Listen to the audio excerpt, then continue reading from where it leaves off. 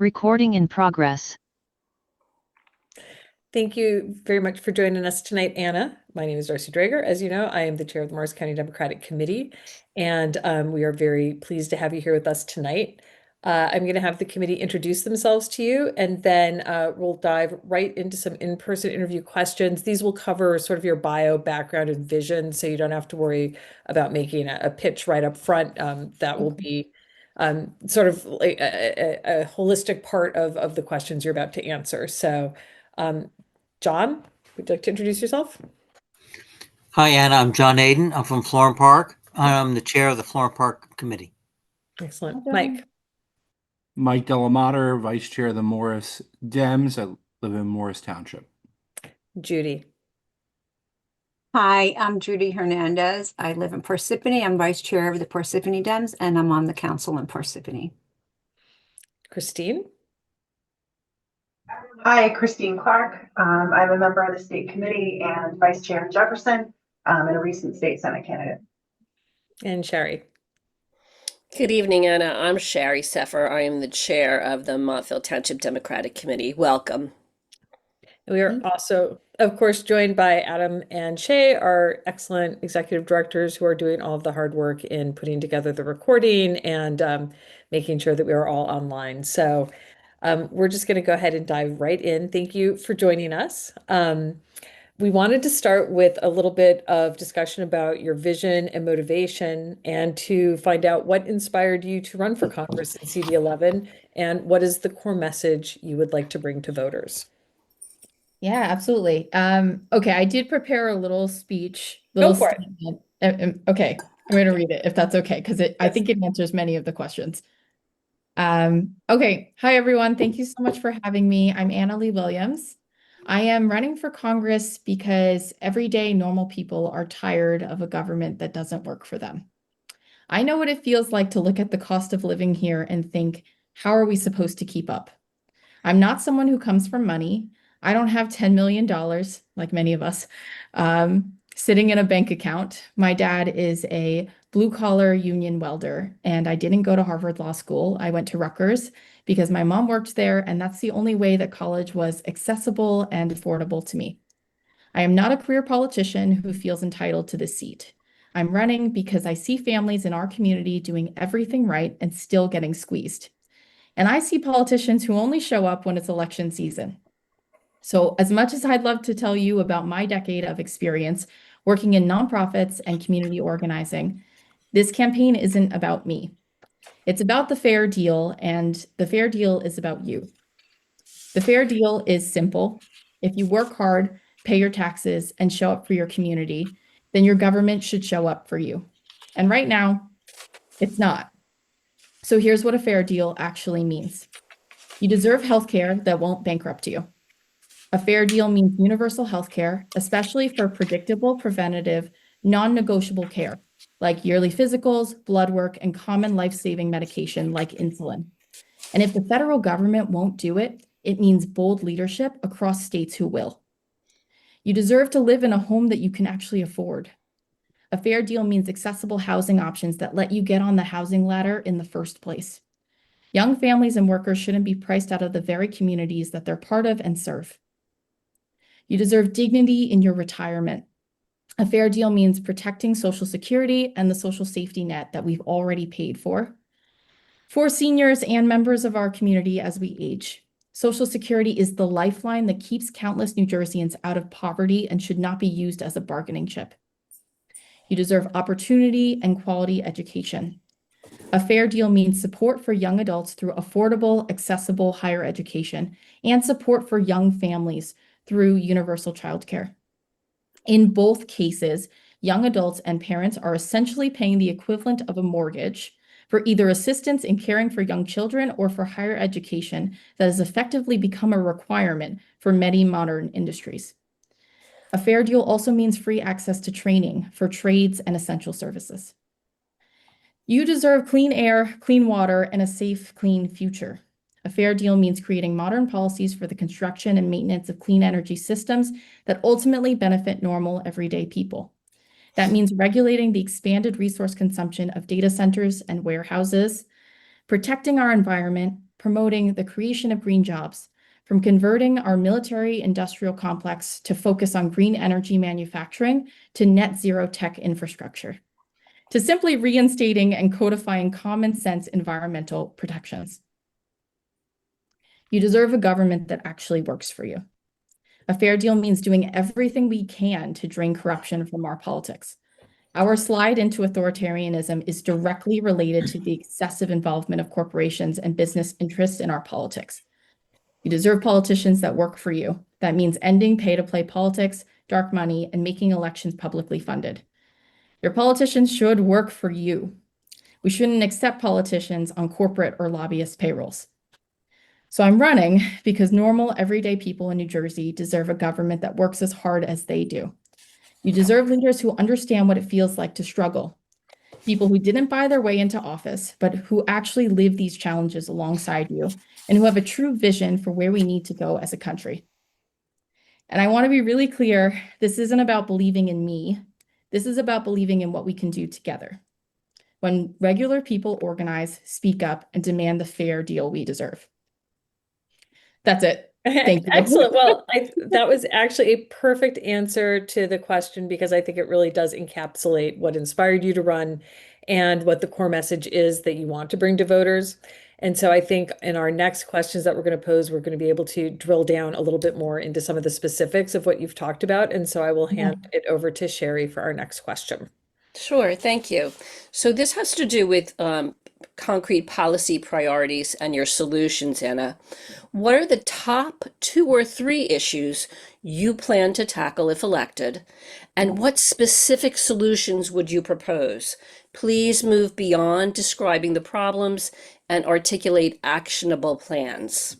Yeah, absolutely. Okay. I did bring notes, so just That's allow okay. me to go through this here. So this is a grassroots campaign, and what was very important to me when we started this process is to ask people, like, what are the concerns you have? You know, what are the issues you're facing? And really the top 3 things that came up are like access and affordability of housing, right? I think people are concerned about their ability to buy and purchase a home. That's the big one. Housing, education, right? Again, education from childcare, and, you know, preschool costing upwards of $2,000 a month, right? So looking at like mortgage levels, but then also higher education and what that looks like for a young person who's graduating in a world of AI and a very scary unemployment situation, right? So we were looking at housing, education, and then the last big one is healthcare, right? I think all of us can agree that, you know, I don't know anyone that's happy with their health insurance right now. That's kind of a very bipartisan issue.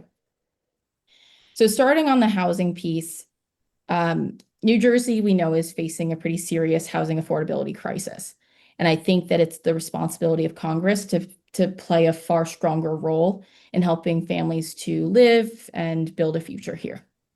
So the median single family home now costs over $500,000, and that's really out of reach for the teachers, nurses, and young families who serve our communities. And just to add to that, the average first-time home buyer, like, age is 42 years old. So that is the oldest age ever recorded, right, at this point. It's higher than the national average, which I believe is 36. So all that to say, when people can't afford to build equity, their financial futures really become unstable and our communities become less resilient. The Fair Deal focuses on 3 approaches within housing. And that is, 1, really expanding federal investment in affordable starter homes. So I think that means federal grants for kind of like missing middle housing. So think townhouses, duplexes, and small lot developments, right? So those are places and areas that normal working families can afford. And that also gives young people a chance to build wealth while also allowing empty nesters to extract their equity and support their retirement. The second part of housing is really aligning federal resources with state and local planning. So we know that zoning laws are a big issue in New Jersey. And I think it's important for the federal government to incentivize towns to modernize their zoning laws. So that means expanding multifamily and mixed use projects and coordinating development around public infrastructure, including transit. So I think federal dollars should strengthen both local planning and reward communities that are investing in viable housing. And then the last part of kind of the housing and policy plan is to support long-term affordability models that actually work. So we've seen things like community land trust, right?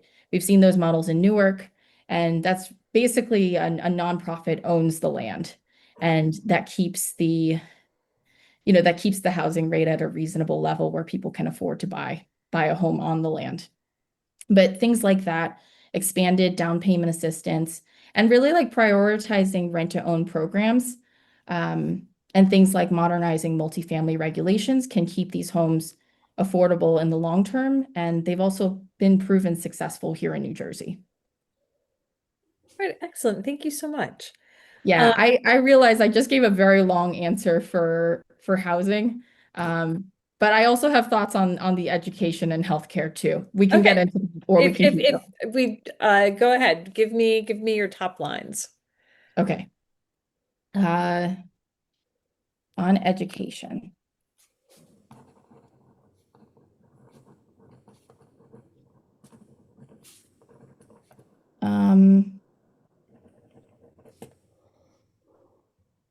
Here, let me go to healthcare first, just because I think that's a big one. Sure.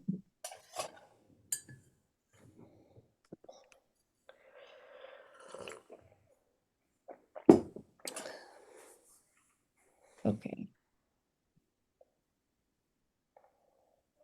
So on the affordable healthcare question, and I thought the question in the overall survey questionnaire was really thoughtful about responding to potential cuts in Medicaid, really, or other healthcare programs. I think it's incredibly crucial to protect Medicaid, right? When I think about Medicaid, it's really like it's the most effective healthcare program that we have, right? It covers seniors in their long-term care, children, people with disabilities, and working families who just can't afford private insurance. So what happens when cuts happen, right? Like people lose access to doctors, seniors lose home care, and families go into medical debt. At the federal level, I support universal health care because I think no one should be allowed to exploit people who need health care. I think that could be a real option. It's just a matter of political will, right, at the national level. But then locally, if the national government won't do it and we see that things are at a standstill, I think that New Jersey has the expertise and the industries and really the focus that we could make that happen at a like New Jersey statewide level, or perhaps even a regional level where we offer something like a New Jersey Cares, universal health care. Excellent.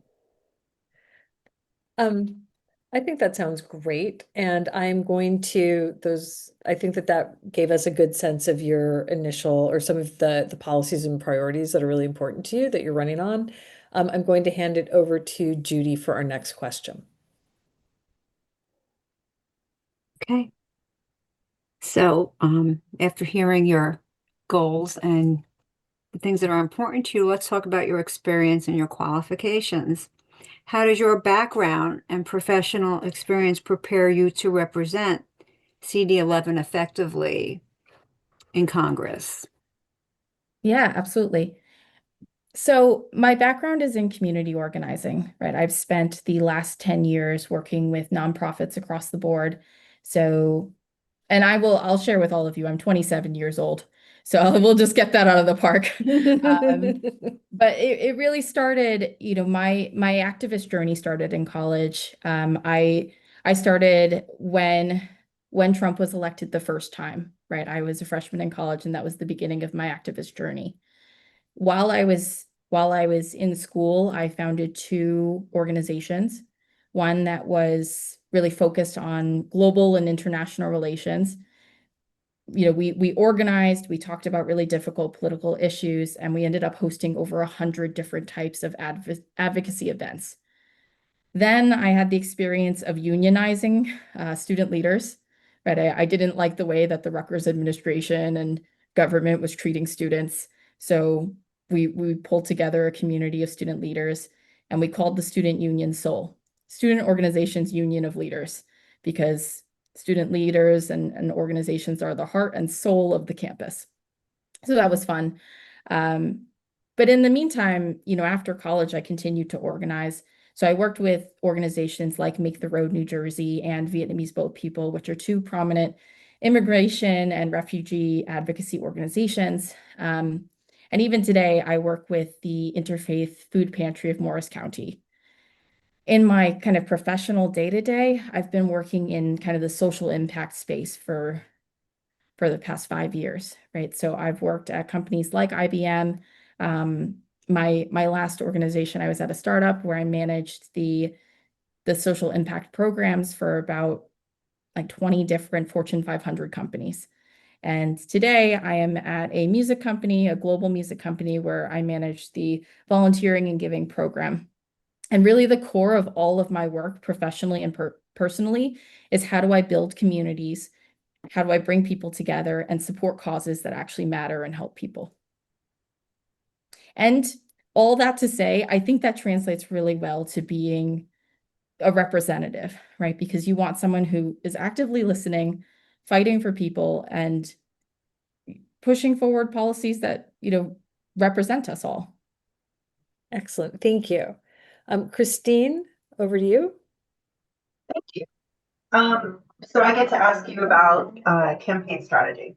What is your strategy to win the seat in the special election, including outreach to key voter groups in the district? Yeah, it's a good question. And I think we can all hopefully just take a breath and acknowledge how fast of a timeline this is.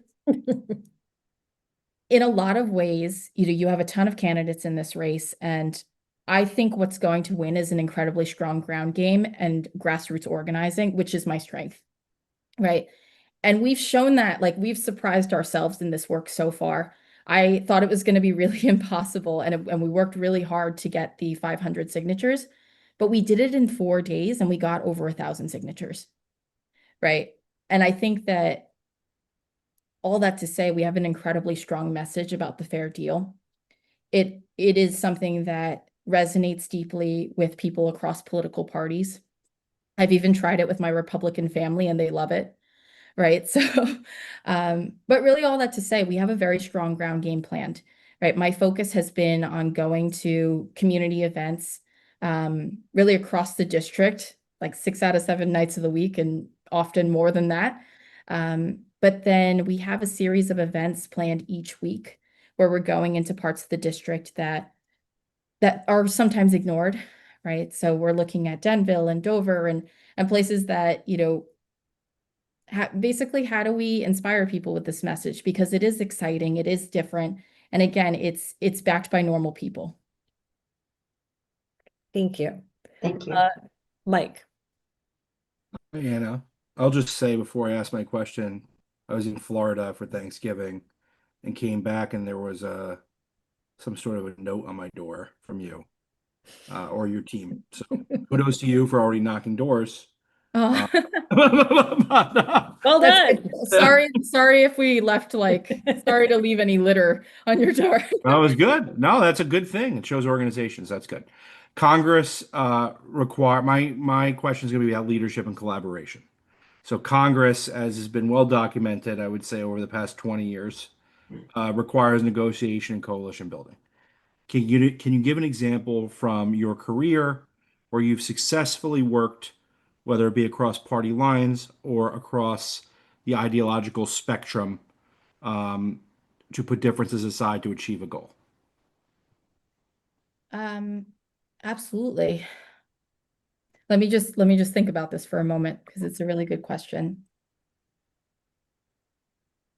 I think 2 pieces. In my professional life, I do this every single day, right? Like I work at a music company and my entire job is figuring out how do we choose different nonprofits to work with and coordinate, different grants, volunteering and giving events, fundraising, whatever it might be, how do we get people to support it, attend it, and continue these long-term partnerships, right? So I think that that's a challenge within itself of winning people over. And I think my general approach is incredibly collaborative, right? I think that's even with the fair deal, right?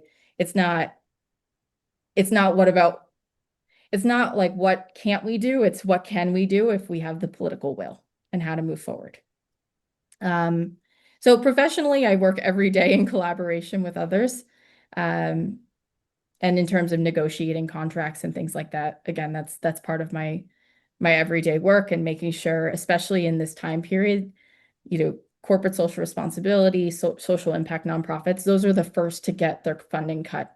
So again, I'm always bargaining to, again, make sure like the little guy gets their piece. And then in my personal life, again, my family is Republican.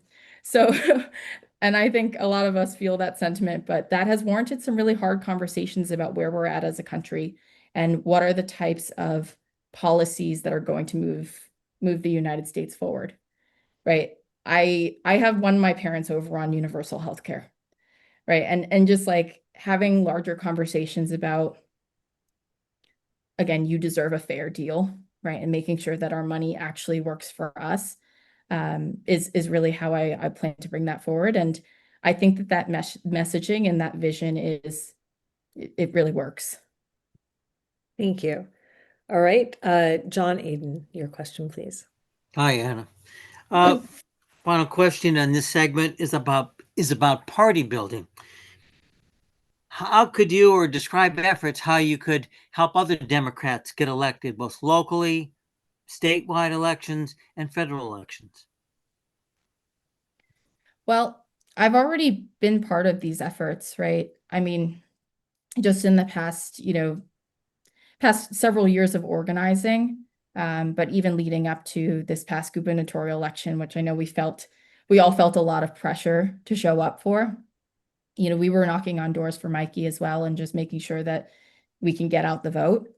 I think I personally am, I've been thinking a lot about messaging, right? And how we can support the Democratic Party in moving forward of, what is the future? What's the future of the Democratic Party, and what do people actually want? I think the way I can best support Democrats is sharing with unaffiliated voters and kind of voters across the board who typically aren't reached, why it's so important to vote and why your voice really matters. So that's part of the work I've been doing. I'm on this social media journey as well as someone who's running for Congress, in trying to reach voters. And we're seeing that, as part of this, just to give you an example, as part of the petition signature process, I decided, okay, I'm going to post a daily update to let people know that, if you live in New Jersey 11, we would love for you to sign, if you're a registered voter, a registered, Democrat or independent. And then we saw that it prompted a lot of conversations about, what is New Jersey 11? Do I live there? How do I register to vote? So it's been a learning journey of like, so many people aren't even registered to vote in the state of New Jersey. So I think one of my personal goals as I'm going through this journey is just getting people excited about the democratic process, but also letting them know that their vote really does count and it does matter. Thank you. Judy can attest to that. Judy, how many votes did you win by last election? 8. 8. Yeah. So every vote matters. It does. All right. So my next question is sort of looking forward. If you do not win the special election primary, do you plan to continue to run in the regular primary? In earnest, I'm not sure yet. Mhm. I think my focus is on this current special election and being able to get through the process. Mhm. Okay. Yeah. And then I guess the last question before we open it up to the committee and then go to our lightning round would be, you are starting your political career by running for Congress. rather than first serving in local office. Given the complexity of the job, why should voters believe that you've got the experience, judgment, and skill set necessary, not only to win this race, but to govern effectively? I would counter this with a question of who is your favorite person in Congress? Because my favorite is Representative AOC. Mhm. And she won, as a first-time candidate. And I think that she is a really exciting and powerful force within the Democratic Party and someone who inspires me.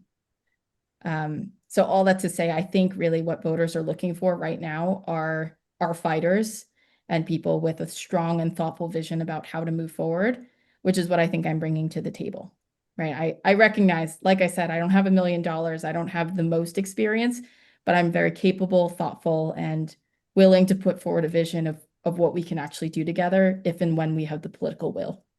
Excellent. Thank you. All right, guys, before we move to the lightning round, are there any questions or anything that you heard that you wanted to inquire about further? Yeah, just one thing here. On John's question about party building, Anna, he had asked, so we're a party organization, right? The Morris County Democratic Party. So what's typically important to us, obviously, governor's hugely important, and Congress is hugely important, president's hugely important, but what's our priority typically are our local elections for mayor and council, as well as hopefully one day we'll win county commissioner elections. I think it's coming soon. But that is kind of what is the most important to us. So I think I'd like to hear from you as quite frankly, a young person. I think I'm aging out of the young person category. Weird. I'm 40. So, what is it like? Can you tell us one or two Morris County specific issues, whether they be political or governmental, that you have a plan to sort of address or help with if elected to Congress? I think as far as Morris County specific issues, I would say like public transit is a big piece of that, right? So when I think about, and I experienced this as a commuter myself, right? Going into the office into New York City, when I take the, the Morris to Dover line, Mhm. I mean, I hope none of you have had to experience summers of hell, but it happens every year. It's annual. But all that to say, there are some really considerable concerns around access to transit, where parts of Essex County and even parts of Morris County just don't have transit access, right? I recently met with a route transit group that's based out of Bloomfield, right? And they were describing to me a challenge where it basically like the bus route stopped, like the company itself collapsed, the bus route stopped, and then nothing ever got replaced. So there was no other option basically. And I think it's really, again, it's the responsibility of a representative at the national level to fight for funding and kind of try to secure that funding to then support like modernizing our transit system. So I think that would be a big focus as well, right? As part of the fair deal is, looking at transportation and seeing how we can ideally and completely modernize it. I'm just going to tease you, and we'll go to I'm actually asking the lightning round questions, but I just want to tease you for a second. The fair deal, is that your, you came up with the title for that, or? Yeah. Oh, fun fact, I did a thesis on Harry Truman, and he had something called the Fair Deal 1945 to 49 that at the time was extremely progressive, but I would urge you to take a look at that. But it was very good title, but it was Harry Truman about 80 years ago did that. So I don't know, Yeah. if anyone has questions, but I just wanted to mention that. No, I appreciate it. It is absolutely a callback to history, right? When you think about the New Deal, the Green Right. Deal, like all of those things. I do think we're at a time in American history where we're starting to look a lot like the 1920s and nearing towards the 30s. Disagree. So I think this is the period where we need like a really bold progressive policy that's presented in these ideas of fairness and common sense that I hope will bring us forward. Excellent, thank you. Mike, would you like to do the lightning round? So these are yes or no questions. Okay. Do you support access to affordable health care for all, including protections for pre-existing conditions? Yes. Okay. Do you support policies that promote racial, gender, and LGBTQ plus equity? Yes. Do you support policies to address climate change and expand clean energy? Yes. Do you support reproductive rights, including women's right to choose? Absolutely. Do you support protecting and expanding voting rights? Yes. Do you support comprehensive immigration reform, including a path to citizenship for undocumented immigrants? 100%. And understand that these questions are weird for you because it's a no-brainer, but we have to ask them. So yeah, if you want Fair enough. Fair enough. No. I hope that you're okay with my facial expressions throughout the process. I'm very transparent. So that's all I got. So Anna, that is, you have navigated well all of the questions that we have for you this evening. Do you have any final thoughts that you'd like to share with us as we wrap up our screening? No, I mean, I appreciate everyone's time. I hope I was able to answer your questions thoroughly. Happy to continue working together and collaborating, not just on this call, but, continuing throughout the process. I really appreciate all of your time. Absolutely. Well, thank you so much for joining us. And we appreciate you taking the time to screen with us. And we will be seeing you around Morris County, I am sure, in the next several weeks.